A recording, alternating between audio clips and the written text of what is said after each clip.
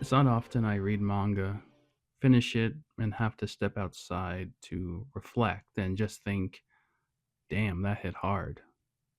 I love trash, mindless crap like Mad Bull 34 or Angel Cop, but sometimes I read or watch something that makes me think.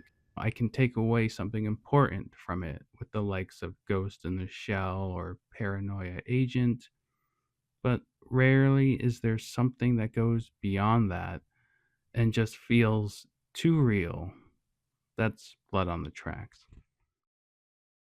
I mentioned it before back in 2020 when the volumes first began releasing in English.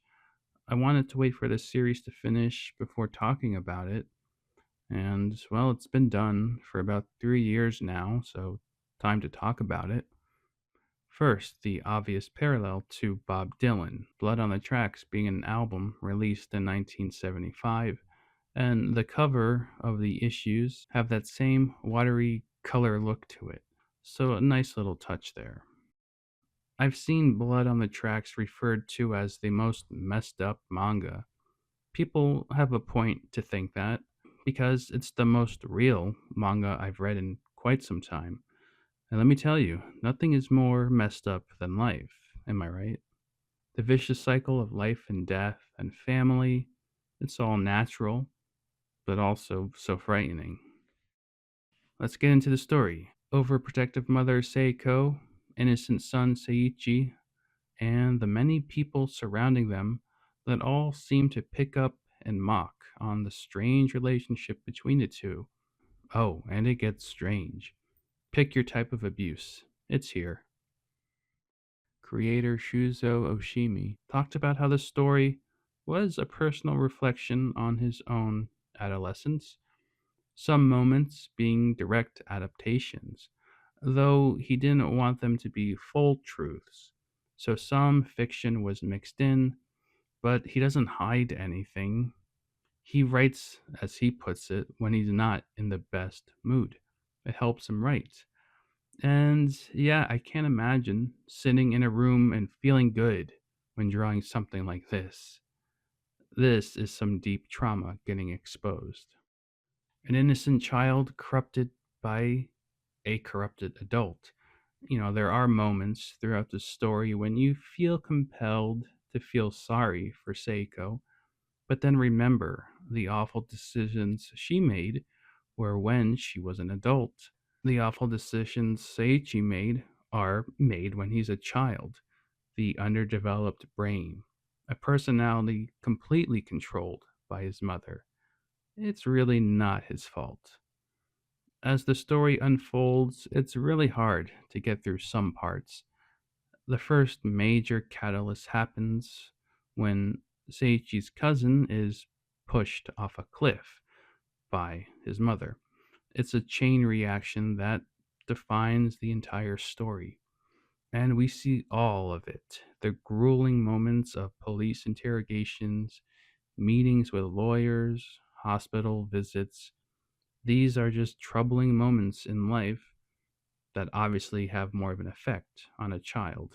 It's just sad to see a kid dragged through the dirt. Everything eventually becomes a blur, not only for Seiichi, reflected with illustrations like this, but the reader too. Everything sort of just melts, and we don't get a break.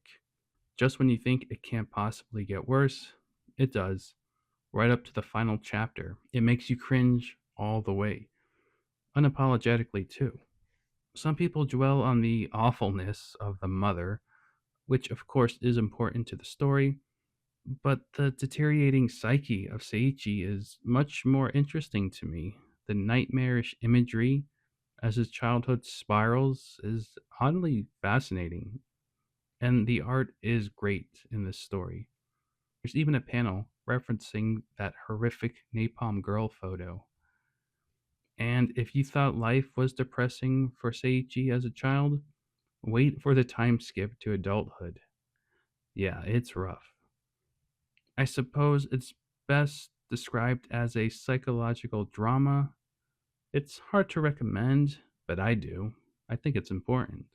Some takeaways from this story. Well, it's okay to not like your family. There's a character in the story that makes a remark, something along the lines like, there's no replacing family, which is technically true, but could you blame anyone for wanting to get as far away from their own family like Seiichi? Hell no. And sometimes, okay, we all feel like we're doomed to a life of sealing up pork buns, but it's the little things, like reading a book, that keeps you going. The afterword is really telling. Oshimi writes, when I started drawing this story, I decided I would only include what I truly needed to include. No filler. I would just keep going until I'd drawn it all. I absolutely had to stick with it to the end. And good on him sticking to that. There's nothing worse than filler, in my opinion.